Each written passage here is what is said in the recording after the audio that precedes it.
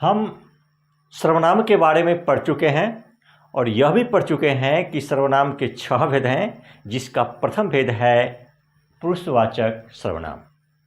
आज हम पुरुषवाचक सर्वनाम के बारे में विशेष रूप से चर्चा करेंगे कि पुरुषवाचक सर्वनाम के कौन कौन से भेद हैं और उसकी परिभाषा और उदाहरण क्या क्या है। एक बार फिर बतला देना चाहूँगा कि वाचक जो है वह वाचन शब्द से बना है। वाचन का मतलब है बोलना या कहना, और इसमें को प्रत्यय लगाया गया है और को का मतलब होता है वाला। इसका मतलब वाचक का मतलब हो गया बोलने वाला या कहने वाला, वाचक कहलाता है। और पुरुष व्यक्ति को बोलते हैं। व्यक्ति जो कहने वाला हो, बोलने वाला हो, उसे पुरुषवाचक सर्वनाम कहते हैं। ये इसका शाब्दिक अर्थ हुआ। इस तरह से हम पुरुषवाचक सर्वनाम की परिभाषा दे सकते हैं। बोलने वाले, सुनने वाले और जिसके विषय में कुछ कहा जाए को पुरुषवाचक सर्वनाम कहते हैं। जैसे मैं, हम, तुम, वह, वे लोग इत्यादि। तो इसमें कोई बोलने वाले हैं, कोई सुनने वाले हैं और किसी के विषय में चर्चा की जाती है। इन तथ्यों के मद्देनज़र पुरुषवाचक सर्वनाम को 3 भागों में बांटा गया है। अर्थात हम यूँ कह सकते हैं कि पुरुषवाचक सर्वनाम के 3 भेद होते हैं: उत्तम पुरुष, मध्यम पुरुष और अन्य पुरुष। अब हम उत्तम पुरुष, मध्यम पुरुष और अन्य पुरुष की परिभाषा जानते हैं और उसके उदाहरण जानते हैं।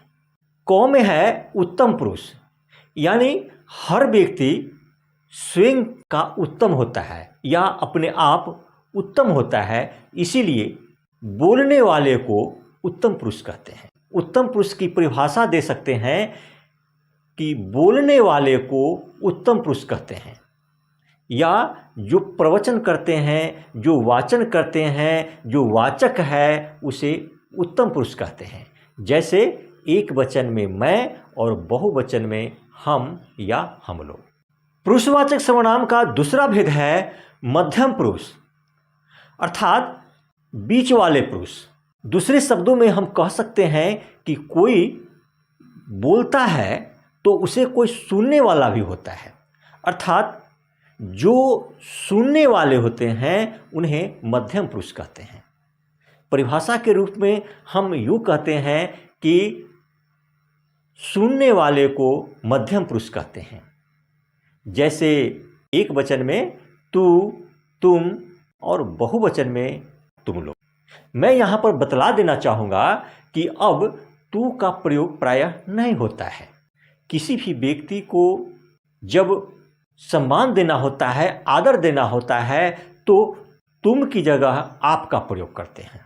तू तो प्रायः विलुप्त ही हो चुका है, इसीलिए एक वचन में तुम और बहुवचन में तुम लोग, आप लोग आदि सर्वनाम का प्रयोग किया जाता है। अब पुरुषवाचक सर्वनाम का तीसरा भेद है अन्य पुरुष। अन्य पुरुष मतलब कोई और, अर्थात जिसके विषय में कुछ कहा जाए उसे अन्य पुरुष कहते हैं। परिभाषा के रूप में भी हम इसी प्रकार कहते हैं कि जिसके विषय में कुछ कहा जाए को अन्य पुरुष कहते हैं। जैसे एक वचन में वह और बहुवचन में वे लोग आदि सर्वनामों का प्रयोग किया जाता है। धन्यवाद।